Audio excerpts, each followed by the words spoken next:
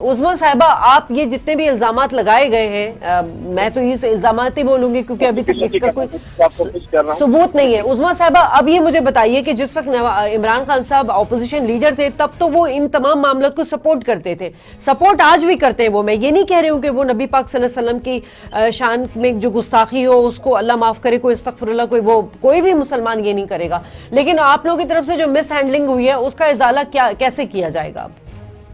देखिए, मैं आपको जवाब देने से पहले एक और मुझे बड़ा अफसोस हुआ कि मुफ्ती साहब जो है इस्टेब्लिशमेंट को, और इस्टेब्लिशमेंट में कौन है, हमारी अफवाज है सर फहरिस्त, ठीक है। उनको ये किस तरीके से उनको ये बदनाम करने पे तुले हुए हैं। इनको ये नहीं पता कि ये सरहदों के मुहाफिज हैं, ये हमारे मुजाहिद हैं, ये हमारे शहीद हैं जो हमारी खातिर अपनी जान का नजराना पेश करते हैं। और इनसे बेहतर जो एक मुसलमान है मेरे तो नजर में और कोई नहीं हो सकता, जिस तरह से हमारी अफवाज हमारी हिफाजत करती हैं। लेकिन ये इनको उनमें भी बुराई नजर आ रही है।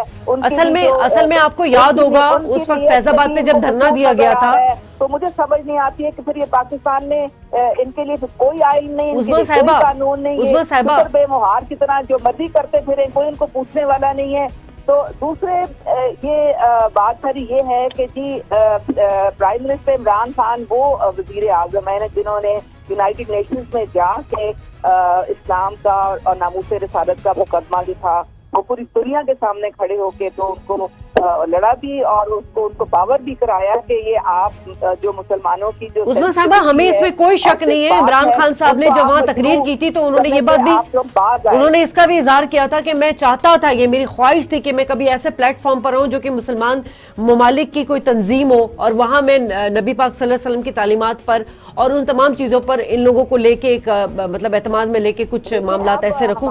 वो बात हमें याद है। बात सिर्फ इतनी है जो ओआईसी में जितने मुस्लिम ममालिक हैं उन सबके सरबराहान को, बात सिर्फ इतनी है उज़्मा साहिबा कि दुनिया के तमाम इस्लामी ममालिक में इस तरह की सिचुएशन नहीं देखी गई जो हमारे मुल्क में देखी गई है। देखिए, फ्रांस को इससे कोई फर्क नहीं पड़ता। आपको बताए ना, अभी ईरान में मैं देख रही थी एक सोशल मीडिया पे कि वो फ्रेंच एम्बेसी के सामने बैठ के एहतजाज करें। पुरअमन एहतजाज है ना। देखिए, मैं बात सिर्फ इतनी है, आप एहतजाज, आप सिर्फ मेरे कहने का मकसद, जो पहला सवाल था मेरा वही आखिरी सवाल है कि क्यों आप लोगों ने इतनी जल्दबाजी में जो है वो साद हुसैन रिजवी को गिरफ्तार किया? आपको नहीं पता था कि कितनी आग लगेगी अगर इस तरह का? ये तो हमारे पहले एग्जाम्पल तो नहीं। देखे, मैं ये बिल्कुल मैं मानती हूँ, आपकी बात बिल्कुल सही है।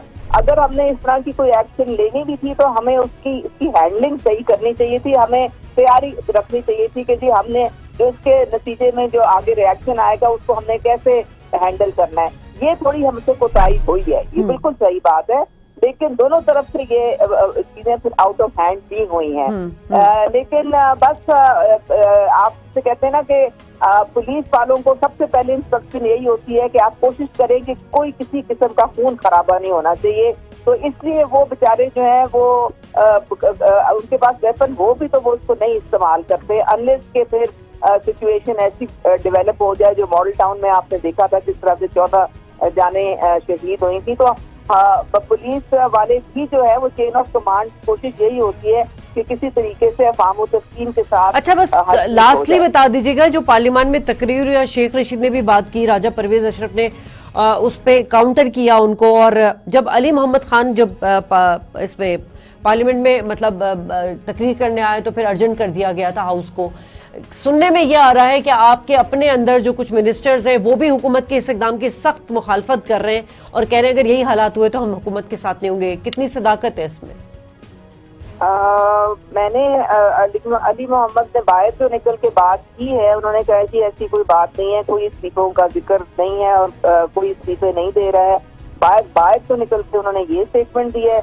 अब देखें, अगर को किसी सारे यही बात कर रहे हैं जो हमारे पार्टी में भी हैं, यहाँ मैं वजीर चौहान की भी मैं स्टेटमेंट यही पढ़ रही थी कि वो भी यही कह रहे हैं कि मुज़ाकरात होने चाहिए, उनके साथ बातचीत का सिलसिला होना चाहिए और वही हो भी रहा है। हमारी 5-6 घंटे से मुसलसल साद रिजवी के साथ एक बड़ी हाई पावर डेलीगेशन है, नूरुल हक कादरी हैं, हमारे गवर्नर साहब हैं और इस तरह के लोग हैं, वो सारे अंदर मुज़ाकरात ही कर रहे हैं बैठ के।